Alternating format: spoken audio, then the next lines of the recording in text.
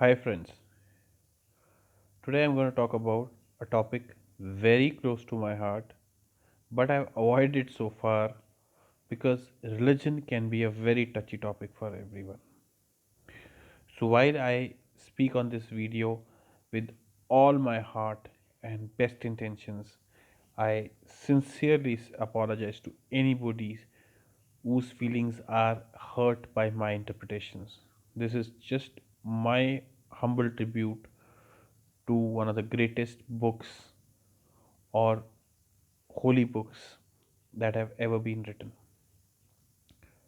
Now, why I started to speak about this, and I can speak for hours on the Guru Granth Sahib, but I want to strictly stick today on one particular facet.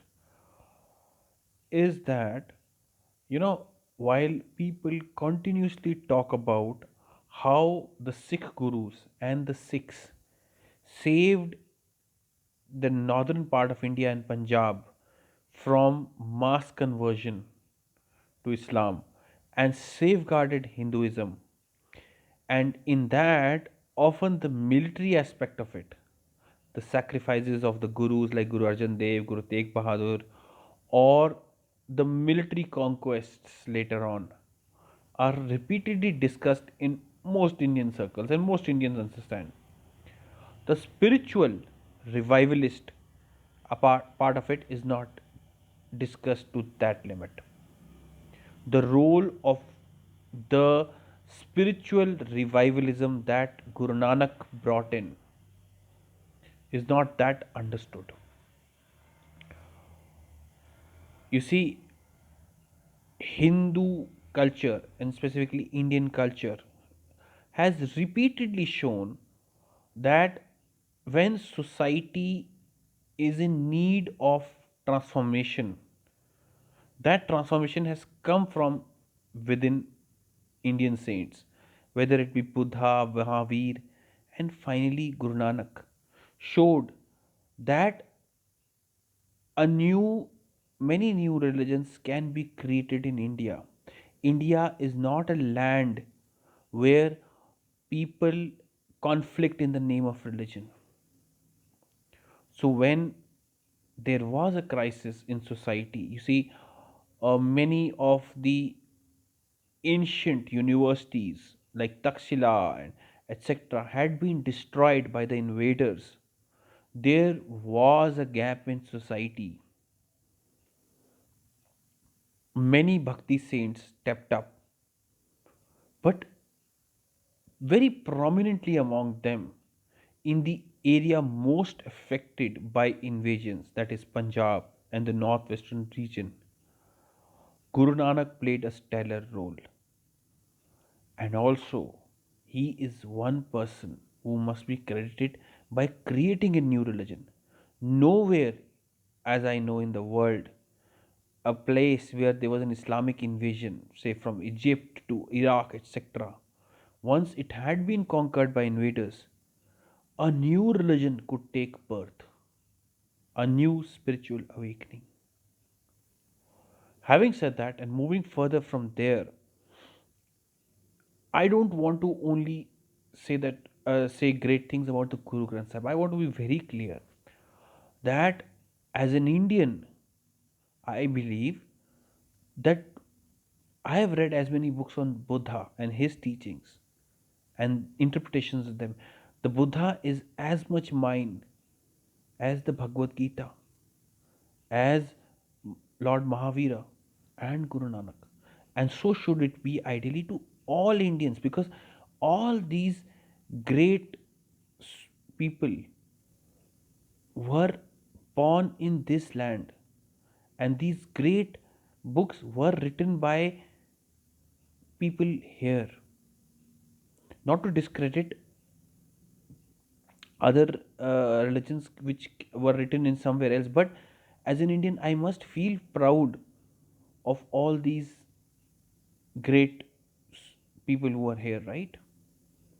And the Indic culture through centuries has been such that kings have donated to Buddhist saints and to the Jainas and to the Brahmins. That's the Indian culture. So if we really want to continue that, I believe rather than talking about the supremacy of one or the other, we need to read all. And I will tell you why the Guru Granth Sahib plays such an important role in this aspect. The Guru Granth Sahib and the aspect that I want to discuss today, I today don't want to talk about individual teachings. I could, as I said, make many other videos on that top those areas. But today I want to tell how the Guru Granth Sahib truly took forward and represents the basic Indian culture. First and foremost, let me talk about the form. If you notice, the Guru Granth Sahib is written in a way that it has to be sung. So there is description on which rags to use, how it's to be sung, etc. That is very much typical of what, if you look at the stress that is given in Indian scriptures, for example the Vedas and all, where the mantras have to be chanted. Here, because it was for a larger, you can say, not that educated audience also, therefore it is put in a musical form. But the common linkage is Indian culture has always stressed on speaking, spoken word. Whereas if you look at, say, outside the Bible, etc., Bible is mostly read. There are some psalms, etc., which are supposed to be sung, but essentially it's about reading. The stress on recital is very, very Indian. I move on from there to the aspect that if you ever have some background of the Guru Granth Sahib, you would know that most of the subsequent gurus, even when they were giving some of their own teaching, have liberally used the name of Guru Nanak as a tribute, saying that Nanak says so. This is so much in the continuation of the great Indian tradition. If you have ever read the Upanishads, etc., you would know that many countless saints probably wrote uh, in them, but we don't know their names. This is, luckily here we have in the Guru Granth Sahib it is captured, which guru said what. But this is extremely Indian tradition to give credit for even one's thoughts to someone senior or older. Then, if you notice, the exciting part of the Guru Granth Sahib is it has whole sections by many greats like Sant Ravidas, who, as you would know, probably was from a very lower class. Now that is such an amazing achievement in those medieval times. Then there is Baba Farid. Then there is Kabirji. This pluralism, this capturing of knowledge from wherever you get, and not limiting only to one's lineage of Guru, is extremely an Indian tradition. It reminds you of how exactly the Vedanta has been compiled. You can also find many other amazing, interesting spiritual aspects in it. But I want to here just signify that if you go through the Guru Granth Sahib, you find amazing references to smritis and stutis and the siddhas, and it is very evident that Guru Nanak and many of the other Hindu Sikh gurus had deep knowledge of all the Vedantic and Indic knowledge roots. Okay, they were very, very well aware and read, understood all of these things. That is again a continuation of the great Indian spiritual tradition of gaining knowledge, of being vastly knowledgeable. To be able to put all of that knowledge in those times, under when you are under Mughal rule, is an unbelievable achievement. And that is why I encourage in the beginning that, you see, one of the things I strongly believe is that Sikhs should also read Buddhist scriptures, and probably Buddhists should also read Hindu scriptures, and we stand to gain so much if we do that, if we want to do that. Because I had read Guru Granth Sahib, and I had also had read the Vedas and Upanishads, I was able to find so many commonalities, so many references which are relating to Vedanta, which a person who has not read Vedanta will not understand or appreciate. Finally, I just want to leave with one basic beginning, you can say unbelievably simple and yet elusive similarity, and I will end there. You see, you see the description of God. You see the beginning of the Guru Granth Sahib, Ek Onkar, and then there is one God. And what is he? He is formless.